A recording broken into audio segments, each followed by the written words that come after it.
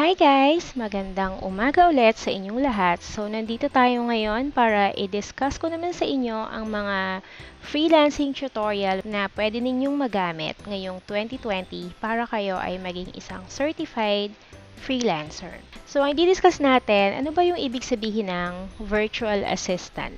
Tapos, ano ba yung mga basic na kailangan mo para maging isa kang virtual assistant? So, lalong-lalo na kung bago ka, kailangan mong matutunan to, kailangan mong mapanood tong videos na to. Ayan, so matututunan mo rin dito sa panonood ng video na to kung paano gumawa ng impressive na resume para pag nag-apply ka ng trabaho, mabilis na may impress sa'yo yung client mo, yung prospect, and malaki yung chance na makuha ka dun sa work na ina-applyan mo. So, make sure lang na tapusin mo yung pag-watch mo ng video from start until the end para sulit yung mga bagay na matututunan mo. And if there are things na kailangan mong ulitin para mas maintindihan mo, just go ahead, pause the video, and ulitin mo siya. Okay? So, first and foremost, let me just introduce myself. My name is Vanessa, BPO employee for more than 10 years.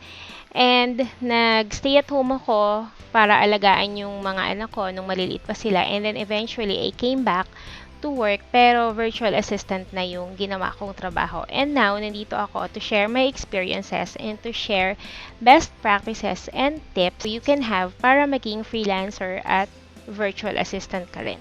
Okay, so if you're ready, don't forget to subscribe to this channel, hit the notification bell, and share it to your friends na mga interested rin na matuto na maging virtual assistant. And if you have any question, anything that you want me to discuss, just write the comment below and I will make sure na gagawa ako ng video tungkol dun sa inyong question. Okay, let's go ahead. Alright, so first na titingnan natin is what is a virtual assistant? Virtual assistant is a person or a group of people that provide services from a remote location. So pag sinabing remote location, pwedeng nandito ka sa Philippines tapos yung client mo nasa ibang lugar. It can be within Philippines then or it can be from another country. Most of the time, yung target natin ng mga client as virtual assistant is yung nasa ibang bansa kasi much better yung pay. However, if you're just starting, okay lang na maka-receive ka or mag-accept ka ng job or ng project from a local business kasi experience mo din yung ma-enhance doon sa trabaho na yon. So, mas magkakaroon ka ng maraming experience, mas malaki yung chance mo na makuha ka or makakuha ka ng client and you will get a better pay. So, most of the time, virtual assistant is also referred to as freelancer or remote worker. So, yun lang yung tatlong yun. Virtual assistant, freelancer, remote worker. Generic yung mga terms na yan. Pero, meron tayong mga virtual assistant na lead generation specialist, data entry specialist, video editor, SEO specialist. So, yung mga yon may mga specific niche na sila or specific na ginagawa na talagang ando dun yung expertise nila sa mga trabaho na yon. But in general, they are referred to as virtual assistant. Next is, what are the basic needs of a virtual assistant? First and foremost is personal computer. It can be a laptop or desktop. As long as it's working, pwede yan. Pakita ko sa inyo kung ano yung ideal na gamit na klase ng laptop or desktop ng isang virtual assistant. Okay, so what we have here is the specification of the laptop that I'm using. So, makikita mo sa kanya, yung processor niya is i5. I think this is second type na pwede mong magamit as your business tool kasi yung pinaka minimum requirement ng mga employer sa processor ng computer ng virtual assistant nila is at least i3.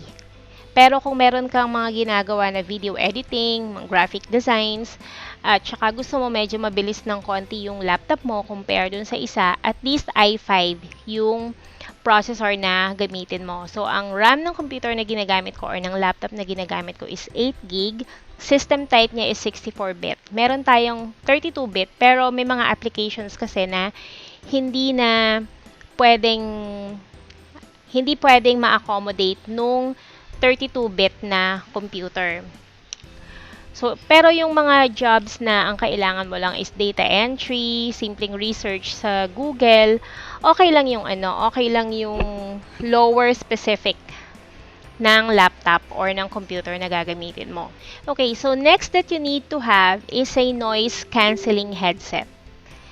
Hindi siya pwedeng basta headset lang kasi kapag kailangan mong tumawag or makipag-usap to someone, kailangan may noise cancelling feature yung headset mo. Kasi alam mo naman dito sa Pilipinas, kahit na wala kang manok or wala kang aso na kumakahol, yung kapitbahay mo meron or merong dumadaan sa paligid mo na ganon sa labas ng bahay nyo, and naririnig yun. Naririnig yun ng mga client, naririnig yun ng mga taong tinatawagan natin if we need to make a call, either inbound or outbound as a virtual assistant. So, another really basic na kailangan mo is internet connection. I will suggest at least 10 Mbps na internet connection. Medyo mabilis na yon kung ang trabaho mo ay data entry or research. However, kapag medyo mabigat yung requirement ng trabaho mo sa client mo, have at least 20 Mbps para hindi ka ma-hassle kung meron kang mga kailangan i-upload na files, kung meron kang kailangan i-download, kung meron kang kailangan panoorin na video, at least medyo mabilis yung connection mo. Tapos, best practice pa kapag na may kinalaman sa internet is if kapag mahina yung internet connection mo sa bahay, as much as possible, ikaw lang yung may access sa internet while working kasi it hampers your job. Like for example, kami dito sa bahay, meron kaming 20 Mbps na internet connection. So, kapag yung mga anak ko gumamit na ng cellphone, tas ginamit na nila yung isa pang computer, ang bagal na ng connection ko. So, kapag may kausap ako na client, either sa Zoom or sa phone or sa kung ano mga application na pwede ko silang kausapin dito sa computer, medyo naglalag yung connection ko. So, napapansin yun nung client. So, much better if iisa yung connection ninyo sa bahay, as much as possible, ikaw lang muna yung gumagamit ng internet while working. So, yung working space, very important din na meron kang working space sa bahay mo kapag virtual assistant ka. Kasi, hindi ka naman pwedeng mag-work dun sa lamesa habang kumakain sila ng lunch or ng dinner. So, kailangan yun. At least meron kang ayun, 'di ba? Narinig niyo yung mga aso ng kapitbahay namin. So, yun yung isa sa kailangan nating iwasan kapag virtual assistant tayo. Iwas tayo sa ingay kasi naririnig yun ng client natin. Actually, nandito kasi ako sa terrace namin. So, naririnig nyo yung ingay sa labas na dumadang sasakyan, yung aso. Pero pag ikaw ay kapag ikaw ay nag-work as a virtual assistant, at least nasa isang room ka na walang ibang tao kundi ikaw lang para yung outside noise hindi na naririnig dun sa background mo, especially kung may kausap ka na client. Okay, next, secondary needs. Desktop camera. Yung kasing laptop, meron na siyang built-in feature na webcam. Most laptop na nagamit ko or nakita ko, meron siyang built-in na webcam. So, wala ka nang poproblemahin kasi pag kailangan mo ng camera dun sa laptop mo, ando dun na siya, built-in na siya. However, yung desktop kasi, hindi lahat ng desktop may nakakabit na camera or webcam. So, if desktop ang gamit mo, you should have at least a USB na web camera, yung para pwede mo siyang ikabit whenever mag-request si client na kailangan yung mag-usap and your client wants to see your face or wants to see your surroundings. Okay, so backup internet connection. This is very important. Kung matagal ka na sa freelancing, at least meron ka dapat na backup internet connection. There are clients that requires you a backup internet connection. You should have at least 2 internet service provider.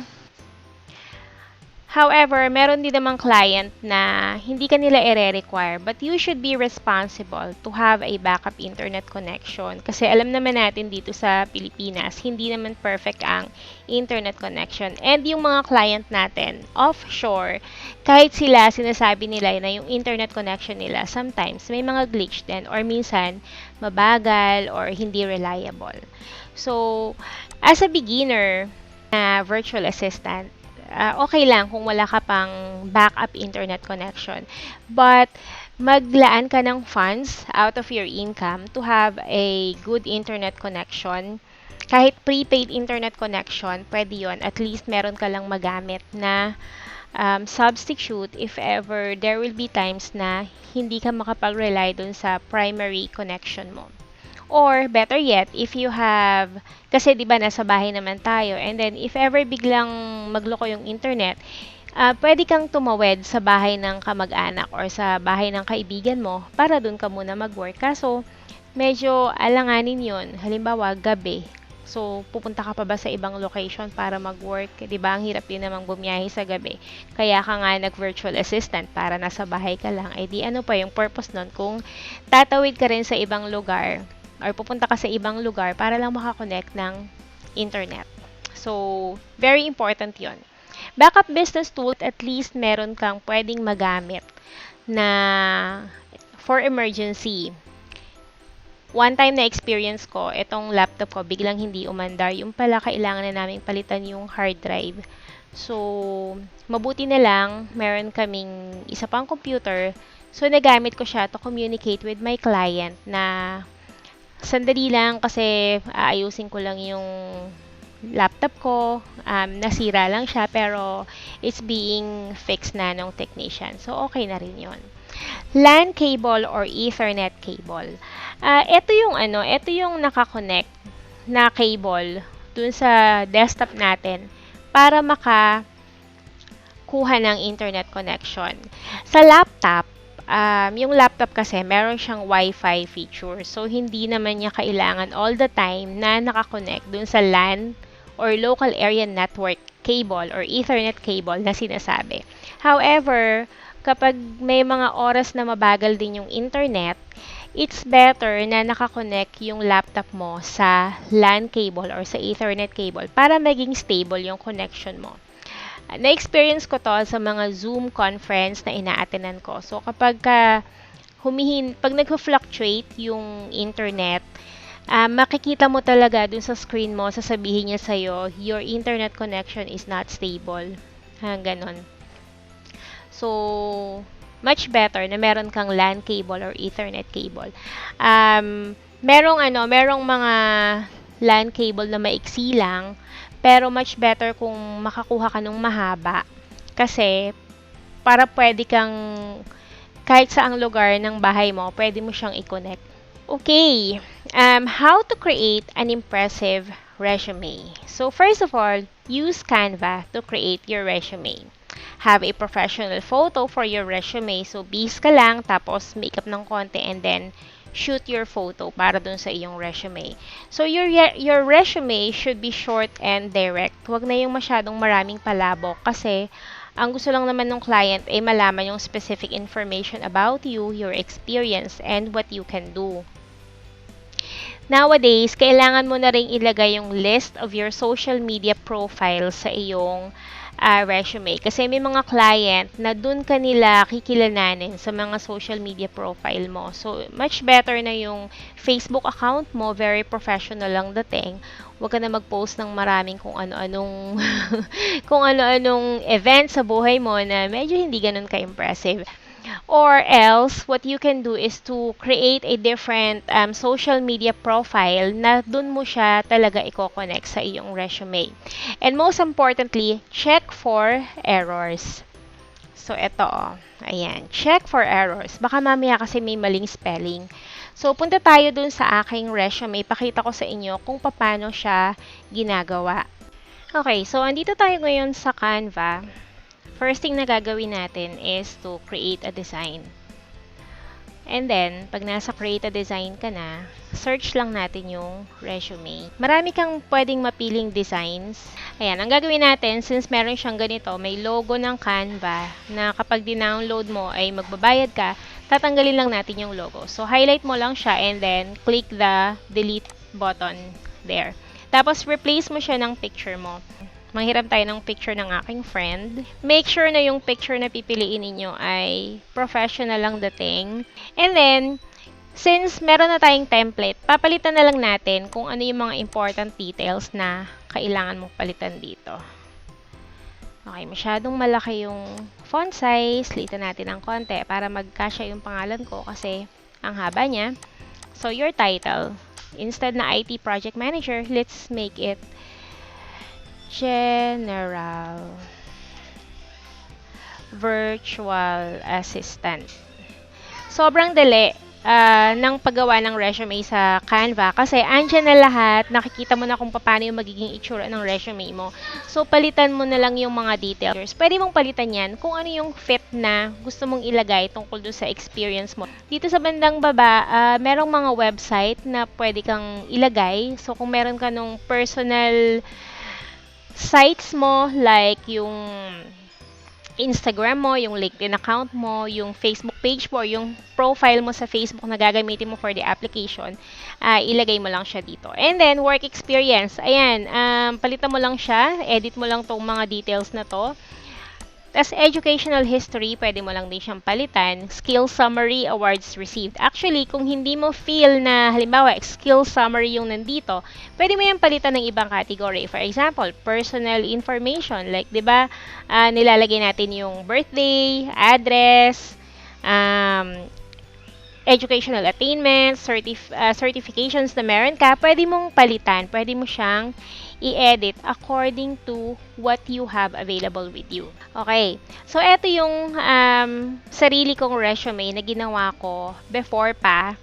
So, makikita mo dyan yung name ko, yung title ko, and then pinalitan ko yung maiksing description na gusto kong ilagay doon sa resume ko. And then, nilagay ko dito yung mga pertinent contact information ko, such as my email address, phone number, Skype account, at saka yung location ko, Imo City, Cavite, Philippines. Ito yung mga social media accounts ko. So, I have LinkedIn, Facebook, this is my WordPress account, yung blog ko, Twitter, Instagram.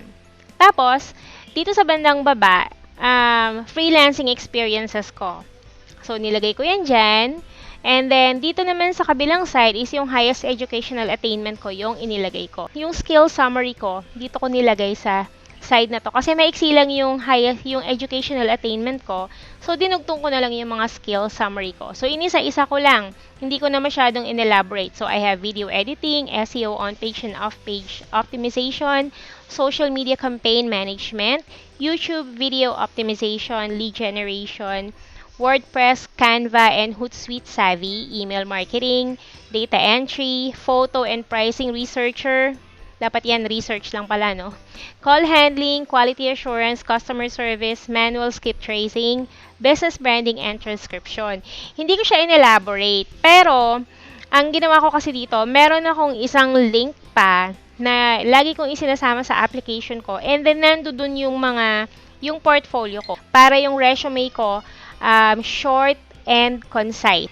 Inilagay ko on the second page of my resume yung mga experiences ko before sa corporate work ko kasi isa yun sa gusto kong makita nila na foundation ko as a virtual assistant. I worked with international companies na most probably familiar yung prospect employer ko o yung prospect client ko, which is, inisa-isa ko dito yung mga before na company kung saan ako nag-work, which is HP, Verizon Online, Wells Fargo Bank, Shell UK, Dish Network. These are international companies kung saan ako nag-work. And if marinig nila agad yung name ng company na yon, I'm sure very familiar sila at maiisip nila kung anong klaseng trabaho at anong klaseng pressure yung na-experience ko nung time na nagtatrabaho pa ako sa corporate world. So, parang more or less meron silang idea na, okay to, kasi meron siyang experience sa ganitong company, which is very good na or which will be very helpful dun sa trabaho na gusto nilang hanapan ng employee. Okay. So, eto, inilagay ko rin dito yung client feedback ko sa resume ko. So, option ko to if ever na magsasend ako ng resume, ay isasama ko yung client's feedback. Depende sa case ng trabaho o sa case ng application na gagawin ko. Kung sa tingin ko, magmamatter yung client's feedback na meron ako doon sa ina-applyan ko na job, isasama ko to sa isasend ko. But if not, tatanggalin ko lang siya, hindi ko siya isasama sa pag-download ko nitong resume. Okay, so after natin gawin yung resume natin sa Canva, kapag ready na yan, meron tayong option to download dito sa bandang itaas. So, click natin yung arrow pababa, and then, yung mga options na klase ng file na pwede mong i-download yung ginawa mo. So, pwedeng PNG, pwedeng JPEG, pwedeng PDF standard, pwedeng MP4, video, or beta. Most of the time, kapag i-send ko siya sa email, ginagawa ko siyang PDF standard para maganda yung presentation ng resume ko. Parang kahit na 2 pages siya, mada-download mo siya as one file lang. Tapos, isang click lang ni prospect or ni client, kita niya na kagad yung resume. So, click mo lang yan. For example, PDF natin i-download, diba? So, since nakalagay dito, diba, kasi yung first page and second page, puro resume. And then, yung third page na ginawa ko, client's feedback. So, if kailangan kong i-download yung lahat na yon, i-click ko lang tong all pages 1 to 3. Pero kung hindi ko gustong isama yung page 3, which is client feedback, hindi ko siya isasama, i-click ko lang yung page 1 and 2. And then, done. Pagka-click ko niyang options na pinili ko, tapos magda-download na siya doon sa computer mo. And then, pwede mo nang i-send sa email or i-attach sa iyong Google Drive para yung link isi-send mo kay client. Okay. This time naman, i-discuss natin yung basic tools na you should be familiar as a virtual assistant. So, first is Google Drive. Ipakita ko sa inyo yung Google Drive kung paano kayo makakapunta ron at kung paano ninyo gagamitin. Okay, so andito tayo ngayon sa Google, and then usually, pag nag-search ka ng google.com, eto yung lalabas.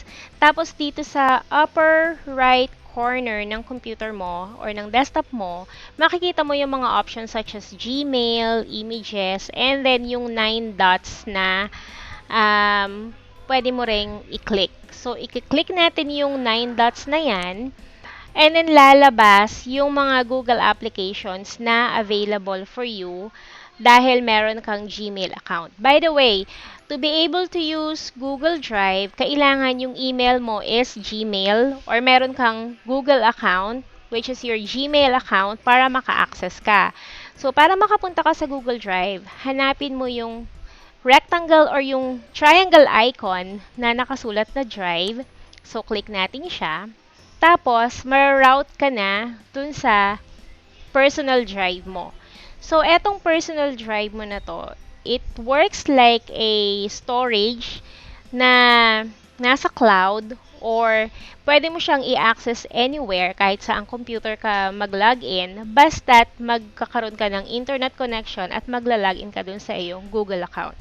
So, ang Google Drive, ang purpose niya is makapag-save ng mga files mo or si client magsa-save ng files niya rito and then bibigyan kanya ng access para bibigyan kanya ng link na i-click mo sa email para maka-access ka dun sa specific file na ibinigay sa iyo ni client. So, ito yung mga options mo rito. So, kapag nasa Google Drive ka, meron kang option na My Drive. Ito yung kung saan mo nilalagay initially or by default yung mga files na sarili mong ginagawa. And then, meron ka ring place na computer. And then, shared with me. Ito yung isa sa pinaka-importanting place nung iyong Google Drive kung saan dito mo makikita yung mga files na isinishare sa'yo ng client mo. Like, for example, etong mga files na to, hindi ako yung gumawa niyan. Kasi, binigyan lang ako ng access ng mga tao na gustong maipa-access sa akin tong files na to, which usually are our clients or kung sino man yung kinuna natin ng link na kailangan nating i-access. Okay, so isang example, i-open natin yung content survey. So, pag dinouble click ko siya, makikita ko na yung file na binigay sa akin ni client. And then, kapag inedit ko to, kailangan kasi bigyan kanya ng access to edit the file kung kailangan mong i-edit yung file. Or if ever naman, ida-download mo lang and then tsaka mo siya i-edit para dun sa gustong ipatrabaho sa'yo ni client.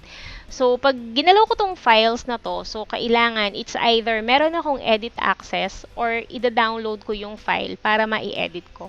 In this case, wala akong access, pero pwede ko siyang ma-i-download para meron akong copy ng file or pwede akong mag-request ng edit access dun sa taong gumawa ng original file. So, depende sa usapan ninyo ni client. Okay, so yun yung isa sa mga pinaka-importanting alam mo dun sa Google Drive mo. So, ito namang new dito. Ito yung option mo kung gusto mong mag-create ng folder. Ayan, lalagay mo new folder and then lalagyan mo ng specific name yung folder na i-create mo. Or, kung gusto mong mag-upload ng file, i-click mo lang yung file upload. Or kung isang buong folder naman yung i-upload mo, click mo lang yung folder upload. And then, you have options here to start and create a new document. So, kapag sinabing Google Docs, it's either a blank document or a template na gagamitin mo. Pwede ka rin gumawa rito ng mga Excel sheets. So, pwede kang mag-open ng blank sheets para i-edit mo. And then, Google Slides. Pwede kang gumawa ng mga presentation or something na pwede mong i-present kay client. Pwede ka rin namang gumawa ng file sa local computer mo and then eventually, kapag tapos na, i-upload mo lang dito sa file para hindi na isi-send kay client yung ginawa mong file lang naka-attach sa email. So, isa rin sa purpose nitong Google Drive is yung makapag-send ka ng file kay client without actually attaching the file to your email. Kasi minsan, sobrang laki ng files, hindi na kayang isend ng email lang. So, kailangan i-upload mo sa isang Google Drive, sa isang cloud storage, para yung link ng storage na yon ibibigay mo lang kay client, tapos i-upload or i-download niya na from her end para ma-access yung file. Okay, so yan, ganyan siya ginagamit yung Google Drive. Okay, so next thing na ipapakita ko sa inyo is Google Calendar. Okay, let's go! Alright, so to access Google Calendar, balik tayo ulit dun sa google.com and then be sure na naka-login ka sa iyong Google account. Click natin ulit yung 9 dots and then hanapin natin yung calendar na icon. So, in this case, eto siya. Katabi siya nung drive na in-access natin kanina. So, i-click mo lang yan at makikita mo na yung calendar kung saan connected yung email mo. Okay. So, sa Google Calendar, makikita mo yung mga dates na pwede mong lagyan ng schedule. For example, may mga schedule si client na i-share sa'yo. Dito mo na rin siya makikita. Dito mo na rin ma-access yung mga link na isinend niya sa'yo, ni-schedule niya sa calendar mo. Tapos, pwede ninyong i-collaborate yung mga access na yon, yung mga links na yon. Ito yung schedule ng interview ko sa kanya and sometimes yung mga schedule ng meetings namin, dito namin siya inilalagay. Okay. So, nakikita nyo to dito sa gitna, nakalagay, Austin Shrigley Zoom meeting. So, ito yung time na ginamit ko tong Google Calendar na to para makipag-arrange ng isang meeting to someone or to a client. So, nakalagay dito sa schedule na to, meron kaming Zoom meeting which was on July 10 at 6 a.m.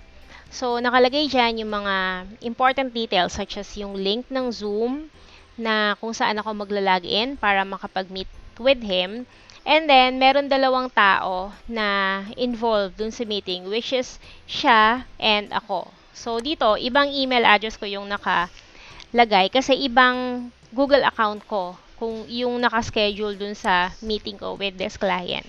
Okay, so ayan, yung link ng Zoom, yung meeting ID, yung password if needed. Tapos, nakalagay dito if I am going or not dun sa meeting na yun or if I can go ahead and attend. So, syempre, kinilik ko dyan, yes. And then, nag-push through kami dun sa meeting. So, dito, pwede mong i-edit yung calendar. So, pwede kang magpalit ng date, ng notification. Pwede mo ring dagdagan kung sino yung tao na invited dun sa meeting. So, add guest ka lang.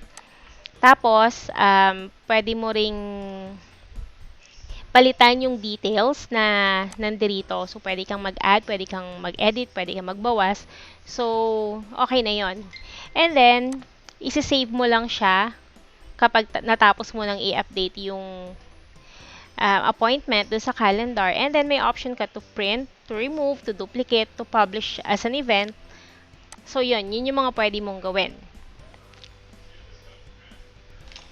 Okay, yung calendar kasi sobrang daling i-manage niyan. Para ka lang gumagawa ng sarili mong planner, ng sarili mong diary. Yun nga lang kapag meron kang client, syempre, yung account ni client ang i-manage mo. So, kung ano yung ilalagay mo dyan, depende kung ano yung gusto ni client or kailangan ni client na ilagay or kung ano yung instruction niya sa'yo. Okay, ayan. So, yan yung mga details natin na importanteng alam natin tungkol sa Google Calendar. Next na i-discuss natin ay ang Zoom. Ang Zoom ay isang video conferencing tool na pwede mong i-download sa iyong mobile phone at sa iyong desktop. Based on the record, 2011 pa siya available pero nitong pandemic, sobrang dami ng gumamit ng Zoom dahil hindi na nga tayo pwedeng lumabas ng bahay at makipag-meeting, makipag-business transactions. Para makakuha ka ng Zoom, kailangan mo siyang i-download sa iyong mobile phone or sa iyong desktop or sa iyong laptop. Pwede mo rin naman siyang hindi i-download, mag-sign up ka lang doon sa zoom.us. So, nakalagay dito, makikita mo, pwede kang mag-sign up for free. Kung hindi ka naman naka-sign up, you can still join a meeting using a link na ibibigay sa iyo ni client. May option din doon kapag nasa meeting ka na i-download mo mismo yung application. All you need to have is your email address para makagamit ka ng Zoom application. So, ipapakita ko ngayon yung personal profile ko sa Zoom. Makikita ninyo, meron ditong personal meeting ID. So, every time na ako yung mag-host ng meeting, ito yung personal meeting ID na lalabas. Andyan din yung sign-in email ko. Yan yung ginagamit ko every time na magsa-sign in ako sa application. And then, of course, gagamitan ko siya ng password. So, there are two kinds of accounts in Zoom. One is basic, and then, yung mga ginagamit ng mga company, ng malalaking company, at nag-hold sila ng matatagal na meeting, they need to upgrade their account. Sa basic kasi, allowed lang tayo to have a 40 minutes meeting per meeting. And, we need to have at least more than 2 participants. Pero kapag basic yung account mo, up to 100 attendees lang talaga yung pwedeng umattend. So, hindi pa rin masama kung small company lang naman at hindi naman mapupuno yung Zoom kapag nag-meeting yung buong employees nila. So, okay lang yung 100 capacities. Pero kung malaking account or malaking company, they need to meet more than 100 people, kailangan nilang upgrade ng account nila at magbayad kay Zoom. So, ito yung interface ng Zoom. So, it's either you join a meeting or you sign in. Kung binigyan ka ng meeting link, i-click mo lang yung link na yon, tapos automatic, mapupunta ka na dun sa loob ng Zoom meeting. Or, kung hindi ka naman nabigyan ng link at nabigyan ka ng meeting ID, magsa-sign in ka lang. So, sulat mo rito, email address mo, and then password. So, let's try natin sign in. Pwede ka rin palang gumamit ng mga social media account mo na pang sign in dito. So, eto na siya. Nasa loob na tayo ng Zoom. Makikita mo yung date and time. Tapos, pwede kang mag-create ng new meeting. So, i-click mo tong orange button na to start a new meeting. Join a meeting. Click mo yung plus sign na yan. Tapos, click ka lang and then input the meeting ID that was given to you. Kung gagawa ka naman ng scheduled meeting, pwede rin, halimbawa, gusto mong mag-set ng meeting for tomorrow. So, set mo na siya and then send the link to your attendees. Screen sharing, pwede rin sa Zoom. So, kung ano man yung gusto mong ipakita doon sa client mo na nasa screen mo, pwede mong gawin yan. Okay, if we click on new meeting, ayan, makikita mo yung sarili mo kasi merong camera yung laptop mo or yung desktop mo nakakonect sa isang web camera. Tapos, may option ka to do full screen. Ganyan. Or gusto mo naman, maliit lang yung screen mo sa Zoom, exit full screen lang. And then, eto yung mga option. Habang nasa meeting ka, may option ka na i-mute or i-unmute yung sarili mo para hindi marinig nung mga tao na ka-meeting mo yung background noise mo. So, pag ini-off mo siya, click mo lang tong mic mismo at magkakaroon na siya ng red na cross or red na slash, ibig sabihin hindi ka na nila naririnig.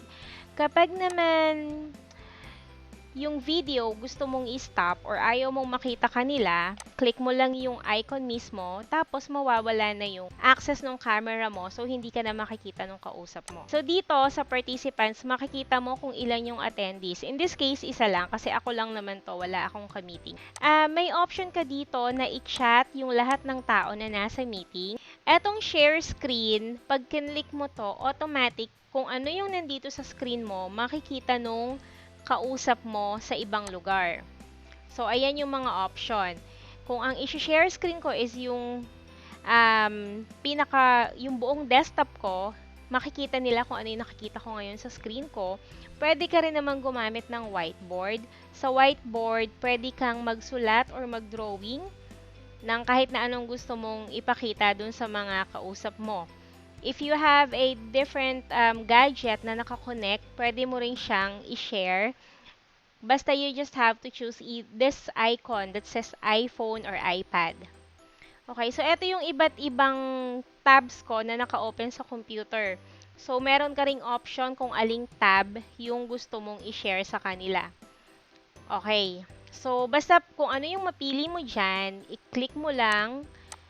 Tapos, once na-click mo, click on share, yung nandito sa bandang baba.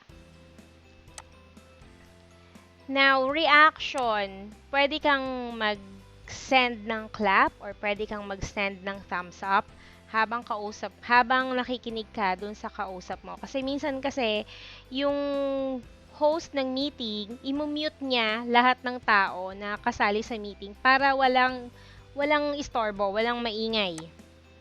Okay, so kung ikaw yung meeting host, meron kang option to record this meeting on your computer. Pero kung hindi ikaw yung host ng meeting at gusto mo mag-record, i-click mo siya and then sasabihan mo yung host ng meeting na i-approve yung request mo to record the meeting. Okay.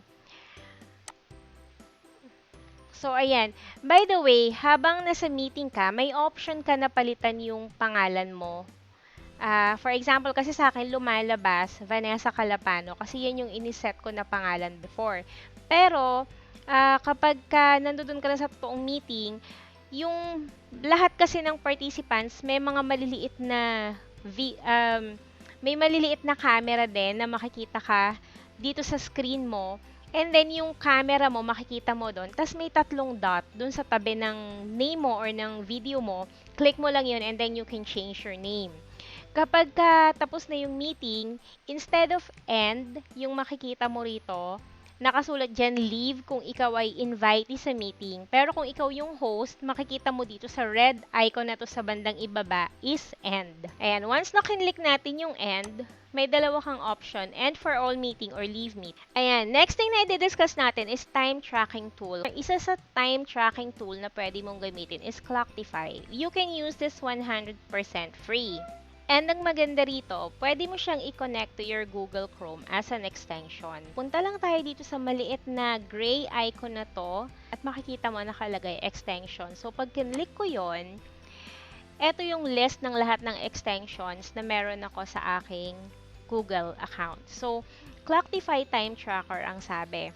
Yan yung icon niya. And then, may option ka para i-pin yung extension sa iyong desktop. So, kapag kinlik mo to, automatic, yung icon, nandito na, nakalabas. I-click mo lang siya, lalabas na yung mga options mo. Ito kasi automatic, naka-sign in ako dun sa Clockify account ko. So, yan yung, yung makikita mo na yan yung ginagawa kong task para sa isa kong client. So, pag kinlik mo tong tatlong guhit sa itaas, pwede mong i-show yung buong dashboard sa iyong screen. So, click natin siya.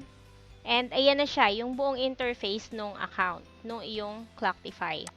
So, makikita mo, pangalan mo, kasi naka-sign up yung email address mo dyan. Yung time tracker, makikita mo dyan yung lahat ng logins mo sa iyong work. Pwede mo naman siyang i-personalize. Upload ka ng image, lagyan mo ng name ng work mo, kung anong gusto mong lagay na title dun sa nire-record mo na na tinatrack mo na time. So, ayan. So, ito yung aking name, ito yung email address ko na naka-sign up. Pwede mo tong i-modify. So, in this case, meron ako isang project. Ang ginagawa ko ay mag-generate ng leads para dun sa isang web designer. So, nilagay ko na lang sa kanya web design para matandaan ko kung sino yung client na bibigyan ko nung na-record na oras na yon. Tapos yung outbound calls, actually, it's the same client. Pero, binigyan niya ako ng ibang task. So, ayan yung parang nagde-test kami ng iba ko pang pwedeng gawin para sa kanya. So, gumawa lang ako ng another tag para maihiwalay ko yung oras ko dun sa lead generation at saka dun sa outbound calls na ginagawa ko for him. Ayan. So, if you want to generate report naman, punta ka lang dito sa Reports tab and then, i-filter mo lang kung ano yung kailangan mo. Let's say, kung sinong client. So, piliin natin si Grant. And then, yung date, ilagay natin last month. So, ayan, lumabas yung billable time ko sa kanya. Sabi niya, July 14, 4 hours. July 16, 1 hour, 48 minutes.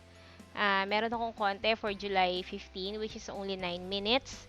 So, talagang kahit minutes lang, makaka-capture nung time tracker yung work na ginagawa mo. So, yung Clockify, isa sa mga tracker na pwede mong gamitin as a freelancer. The second to the last na i-discuss natin ay ang LastPass. Ang LastPass ay isang password management application na ibinibigay sa atin ng ating mga client para maka-access dun sa mga tools and application na ipapagamit nila sa'yo. So, ito ang kagandahan ng LastPass, hindi na nila talaga kailangang magpalit ng password nila. 'Di ba tayo, ang ugali natin, meron tayong isang password na ginagamit for all of our account. Since kailangan niyang ipahiram sa atin yung access sa isang tool or sa isang application, malalaman natin yung password niya. Pero kung may LastPass siya, gagawin niya, pagda-downloadin ka rin ng LastPass, magsa-sign up ka sa LastPass, and then, i-encrypt niya sa LastPass yung password niya, at yun ang ipapagamit niya sa'yo. Hindi niya kailangang magpalit ng password para maibigay sa'yo yung password niya at hindi mo rin talaga kailangang malaman kung ano yung username and password niya. Ayan, so ito yung website kung saan ka pwedeng gumamit ng LastPass. So kapag wala ka pang account dito, sign up ka lang. Ayan, get LastPass free. So sign up ka dyan. Tapos, ibibigay mo kay client yung email address na isinign up mo rito sa LastPass mo. And then, bibigyan niya ng access yung email address mo para doon sa kanyang mga password. So, ganito yung itsura niya kapag meron ka na nung LastPass. By the way, ang LastPass din ay pwede mong ilagay sa yung Chrome as an extension. Pag tinignan mo yung extensions ng Google Chrome ko, eto siya. Tapos, andito yung LastPass. Nakalagay siya, LastPass Free Password Manager. Tapos, nakapin siya dun sa aking, sa aking Chrome. So, eto siya, yung maliit na square na red na may 3 dots. So, pag kinlik ko siya, sasabihin ko lang, gagamitin ko siya, or lalagay ko Open My Vault. Okay, so etong mga access na to ng Dropbox, ng Facebook, ng Instagram, ng Linktree at lang thinkific.com, hindi sa akin yan. Yan yung mga pinapa-access sa akin ng client ko para makapunta ako dyan sa mga platform na yan. So, hindi ko kailangang malaman yung password niya. Tapos, pati yung username niya, hindi ko kailangan malaman. Basta, pag nagpunta ako rito, pag binuksan ko tong vault na to, i-click ko lang yung launch na lalabas dun sa... Pag nag-hover kasi ako dun sa isang link or sa isang access, for example, sa Dropbox. So, may lalabas na dyan na clickable na icon na nakalagay launch. Or sa Facebook niya, magla-login ako. So, click ko lang din yung launch, tapos mag-open na yung account niya. Dun sa Instagram niya, magla-launch lang din ako, or dun sa Linktree niya, or dun sa thinkific.com niya. So, hindi ko kailangan talagang alamin pa yung password niya. So, sobrang safe. Yan lang yung yan yung mga bagay na initially dapat alam mo sa paggamit ng LastPass para maka-access ka dun sa mga account ni client. So, yan siya. Sobrang daling gamitin. And last na pag-aaralan natin ay email. So, sobrang familiar na tayong lahat dito kasi halos lahat naman tayo gumagamit ng email natin.